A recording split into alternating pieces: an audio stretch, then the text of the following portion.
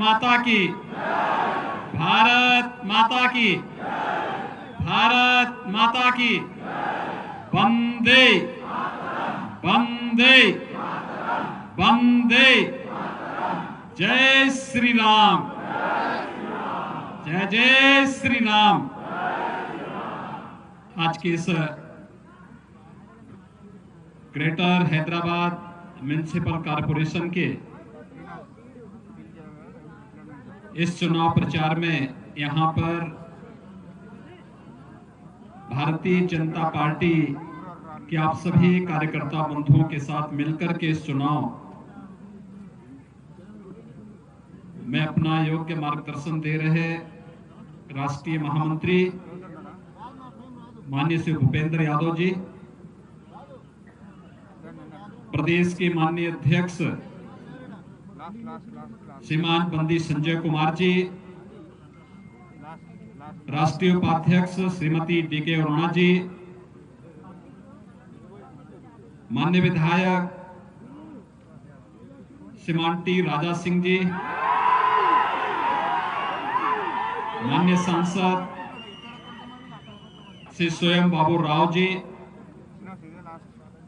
महाराष्ट्र से यहां पर पधारे माननीय विधायक श्री आशीष शेलार जी, भारतीय जनता पार्टी के प्रदेश उपाध्यक्ष सेंडला लक्ष्मी नारायण जी, जी मनोहर रेड्डी जी, प्रदेश महासचिव कुमारी बंगारू श्रुति जी, प्रदेश अध्यक्ष ओबीसी मोर्चा श्याले भास्कर राज जी, डॉक्टर एस प्रकाश रेड्डी जी, श्रीमती जी उमा रानी जी, श्री बी पांडु यादव जी, एस सुरेंद्र रेड्डी जी, श्री उमा महेंद्र जी और भारी संख्या में यहां पर उपस्थित भाग्यनगर के भाग्य को बनाने वाले मेरे उपस्थित भाइयों बहनों, मैं आप सबका हृदय से अभिनंदन करता हूं, आप सबका स्वागत करता हूं। जो उत्साह मैं आज सुबह से यहां पर देख रहा हूं, अभी मैं कुछ ही देर पहले एक बहुत बड़े रोड शो के साथ भारतीय जनता पार्टी के कार्यकर्ताओं का इस महानगर पालिका के इस चुनाव प्रचार के दौरान जनता जनार्दन के द्वारा जो अपार उत्साह भारतीय जनता पार्टी के प्रति देखने को मिला है, मित्रों, मैं विश्वास के साथ कह सकता हूं कि पिछले 6 वर्षों के दौरान यहां की जनभावनाओं की जो उपेक्षा यहां की सरकार ने की है, यहां के विकास को बाधित किया है, यहां भ्रष्टाचार को बढ़ावा दिया है, अराजकता को बढ़ावा दिया है, फैमिली एंड फ्रेंड की सरकार जो अराजकता का कारण बनी है, अभी अधिक दिनों तक यह हैदराबाद महानगर पालिका का यह चुनाव इसका जवाब देने जा रहा है। और भारतीय जनता पार्टी शुचिता, पारदर्शिता और विकास की बुनियादी सुविधाओं के साथ आज इस चुनाव में आपके सामने आई है। सचमुच यह निजाम शाही की अंतिम विदाई की तैयारी यहां से प्रारंभ होती है और इसके लिए मैं आप सबका अभिनंदन करता हूं।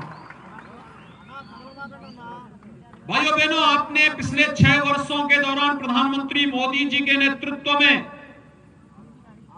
भारत की सरकार की कार्य पद्धति को देखा है। पिछले 9 महीनों से पूरा देश कोरोना से जूझ रहा है और पूरी दुनिया के अंदर प्रधानमंत्री मोदी जी के नेतृत्व में कोरोना मैनेजमेंट के लिए जितना बेहतरीन कार्य हुआ, दुनिया ने उसको सराहा है, WHO ने उसकी सराहना की है। चाहे वह उस दौरान गरीबों को फ्री में राशन देने का कार्य रहा हो, आत्मनिर्भर भारत के अंतर्गत नौजवानों के लिए रोजगार का कार्य रहा हो, जनधन अकाउंट धारी महिलाओं के खातों में पैसा देने का कार्य हो, या प्रधानमंत्री किसान सम्मान निधि का पैसा डीबीटी के माध्यम से देश के 12 करोड़ किसानों के अकाउंट में देने का हो, ईमानदारी के साथ सबका साथ, सबका विकास और सबके विश्वास पर केंद्र की मोदी सरकार खरी उतरी है। भाइयों बहनों, अगर 12 करोड़ किसानों के खाते में डीबीटी के माध्यम से पैसा जा सकता है, तो अभी हैदराबाद में बाढ़ आई थी, बाढ़ का ये पैसा केसीआर की सरकार डीबीटी के माध्यम से यहां के किसानों के खातों में, यहां के नागरिकों के पीड़ितों के खातों में देने में क्यों विफल हुई? कहीं ना कहीं यहां की सरकार की नियत साफ नहीं थी और इसीलिए उसने वहां पे व्यापक भ्रष्टाचार को फैलाने का कार्य किया। मैं उत्तर प्रदेश से हूं, पिछले 3.5 वर्षों से प्रदेश में मुझे मुख्यमंत्री भारतीय जनता पार्टी ने बनाया, प्रधानमंत्री मोदी जी ने बनाया।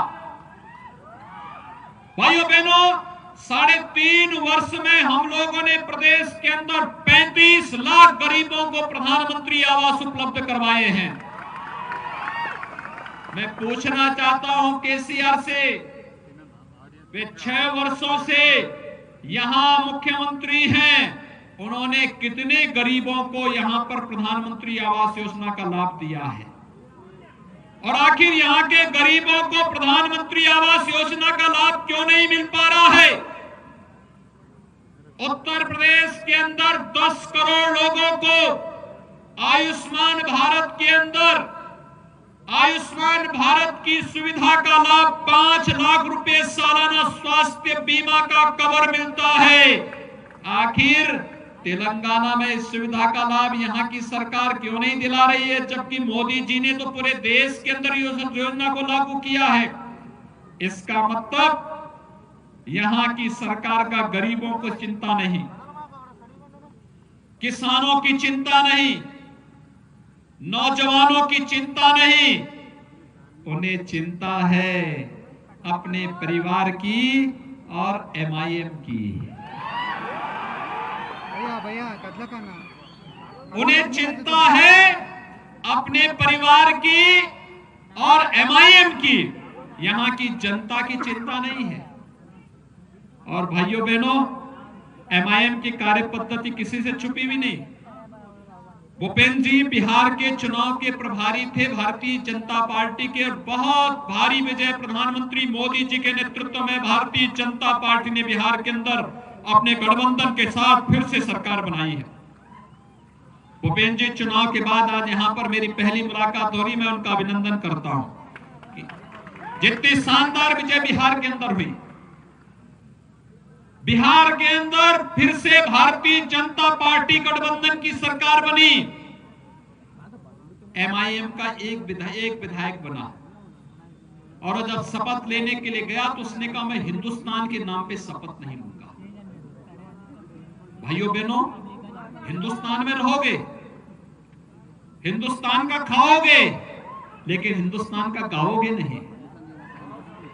ये कब तक चलेगा? कब तक हम चलने देंगे इस कार्य को? भाइयों बहनों, हमें सोचना होगा, भारत के अंदर कोई रहेगा तो भारत के संविधान के अनुसार उसको चलना भी पड़ेगा और भारत के मानवाधिकारों का सम्मान भी करना पड़ेगा। 1946 से लेकर 1948 के बीच में आपके पूर्वजों का जो भारत गणराज्य के अंदर हैदराबाद की निजामशाही के खिलाफ आंदोलन था, यह आंदोलन इसी बात को लेकर के था कि हम एक संविधान के अंदर प्रधानमंत्री मोदी जी की उन संकल्पनाओं को पूरा करने के लिए आपके पूर्वजों का संकल्प 1948 में ही देखने को मिला था, जब उन्होंने एक भारत श्रेष्ठ भारत का नारा दिया था। सरदार वल्लभ भाई पटेल जी के नेतृत्व में उस समय निजाम कुछ आनाकानी कर रहा था, और आनाकानी का जवाब सरदार पटेल ने एक महाअभियान चला करके भारत गणराज्य का हिस्सा बना करके कितना अत्याचार निजाम ने किया था यहां की महिलाओं पर, यहां के नागरिकों पर। इतने वर्ष बीत गए, 7 दशक बीत गए। पिछले 6 वर्षों से तेलंगाना में टीआरएस की सरकार है। इन्होंने भी वायदा किया था कि यहां पर बलिदान होने वाले उन सभी नागरिकों का एक भव्य स्मारक बनाने का कार्य करेंगे, लेकिन एमआईएम के दबाव में जो निजाम की भाषा बोलने का कार्य कर रहे हैं वे वह स्मारक नहीं बनने देना चाहते हैं।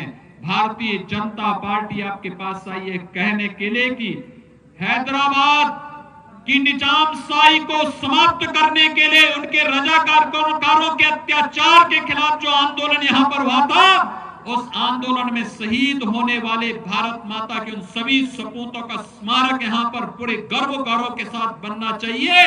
ये कार्य यहां पर किया ही जाना चाहिए और इस संकल्प के साथ हम सबको आगे बढ़ने की तैयारी करनी चाहिए।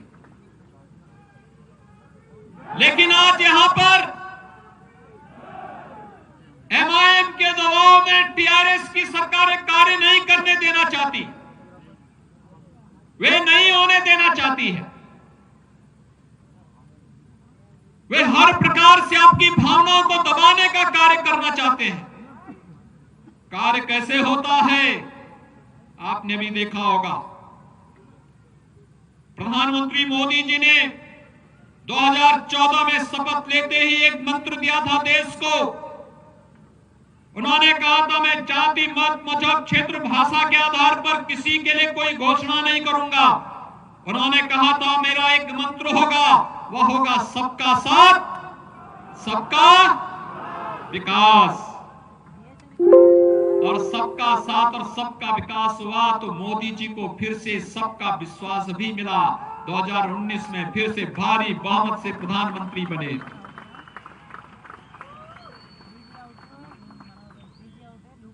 पहले 5 साल गरीबों के कल्याण के लिए, अगले 5 साल राष्ट्र के उत्थान के लिए।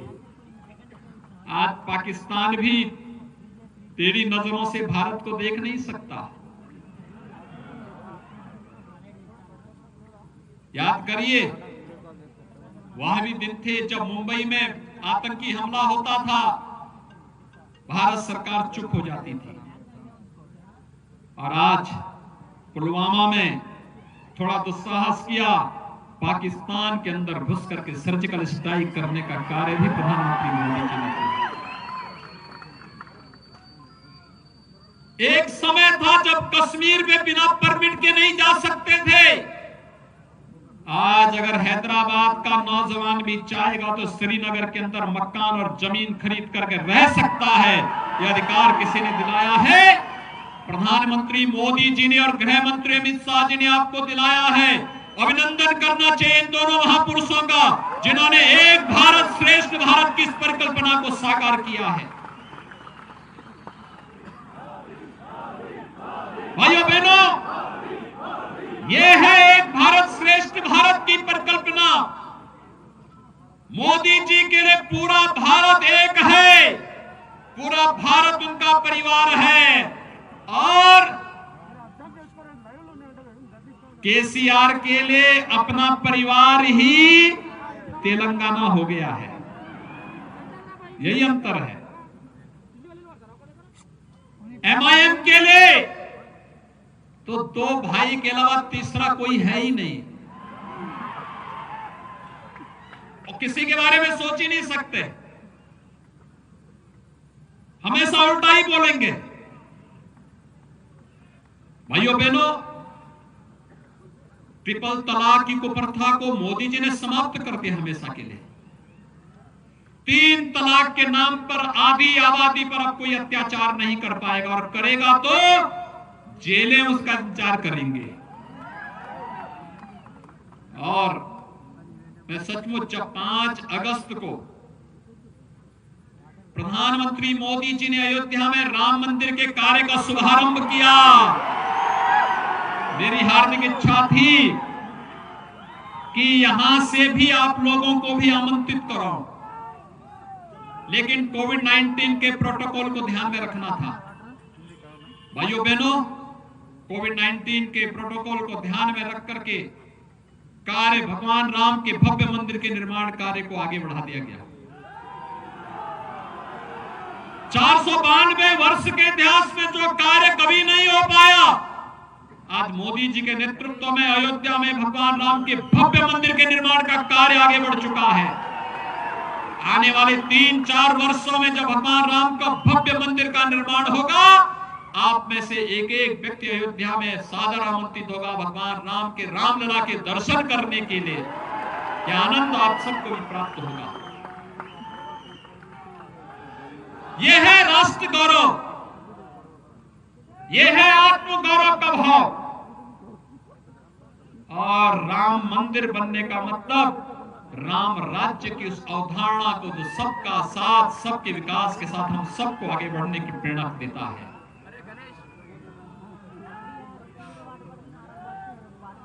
मैं यही पूछने के लिए आया हूं, अगर 12 करोड़ किसानों के खातों में प्रधानमंत्री किसान सम्मान निधि का पैसा जा सकता है, तो हैदराबाद के बाढ़ पीड़ितों के खाते में केसीआर की सरकार ने पैसा सीधे उनके अकाउंट में क्यों नहीं भेजा? टीआरएस के कार्यकर्ताओं को लूट करने की छूट क्यों दे दी गई? ये चीजें बताती हैं सरकार की नीयत यहां साफ नहीं थी। आज आप देख रहे होंगे कोविड मैनेजमेंट में प्रधानमंत्री मोदी जी की पूरी दुनिया ने सराहना की। लोग दुनिया के राष्ट्राध्यक्ष पूछते रहे, इतनी बड़ी आबादी को मोदी जी आपने कैसे बचा दिया?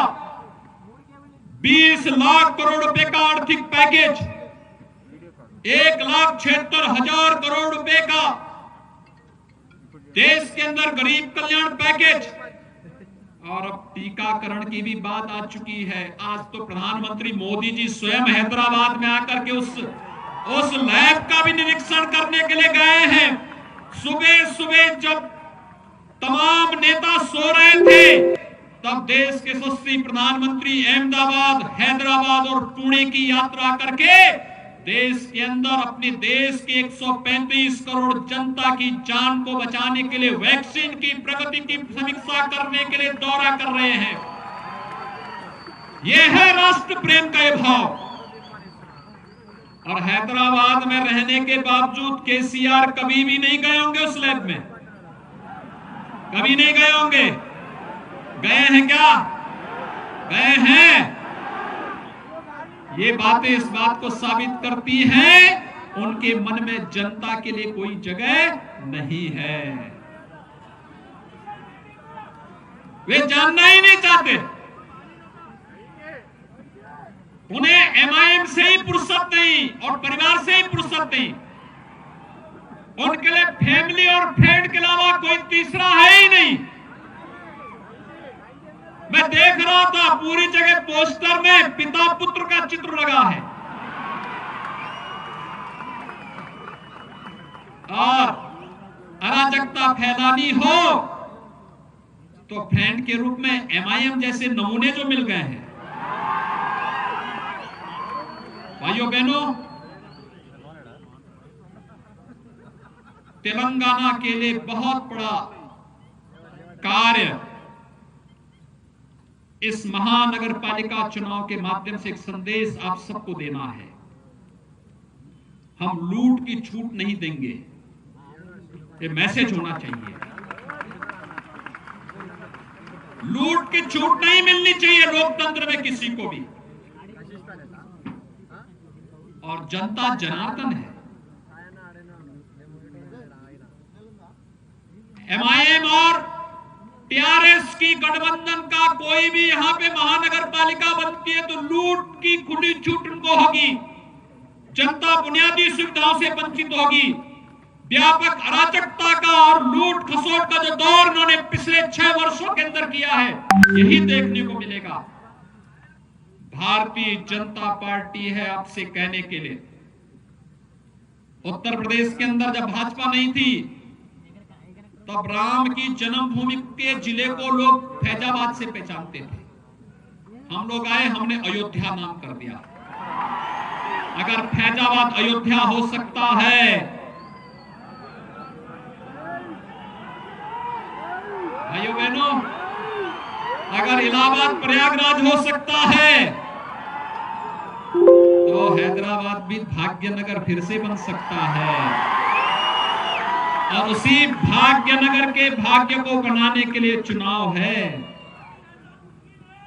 और भाइयों बहनों, इसी दिशा में अभियान आगे बढ़ने की आवश्यकता है। जो उत्साह है, जिस तेजी के साथ आप सबने इस कार्य को आगे बढ़ाया है, मैं सुबह से देख रहा हूं, लाखों की संख्या में नौजवानों की, माताओं की, बहनों की, समाज के प्रत्येक तबके का व्यापक समर्थन भारतीय जनता पार्टी को प्राप्त हो रहा है। और इसलिए प्राप्त हो रहा है, सबको मालूम है कि मोदी जी के नेतृत्व में आज भारत प्रगति की नई ऊंचाइयों को छू रहा है। और हम लोग हैदराबाद महानगर पालिका के चुनाव के माध्यम से ये संदेश एक बार फिर से देश और दुनिया के अंदर देने का कार्य करेंगे।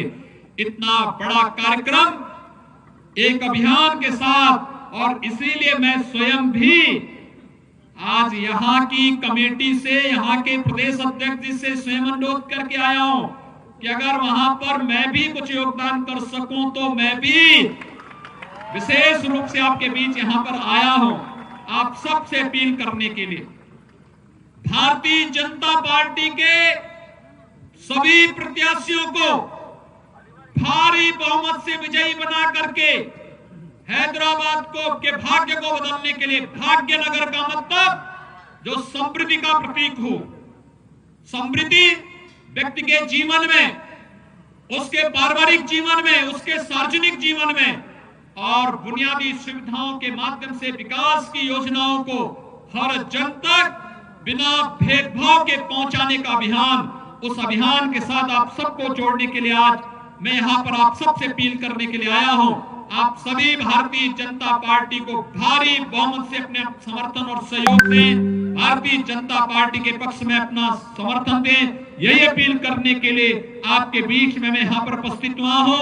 आप सबसे मेरी विनती होगी, जो समर्थन और सहयोग और जो उत्साह आपने दिखाया है, ये हम सब के लिए और इस ग्रेटर हैदराबाद म्युनिसिपल कॉर्पोरेशन के चुनाव के माध्यम से यहां के भाग्य को बदलने में इसकी बड़ी भूमिका होगी।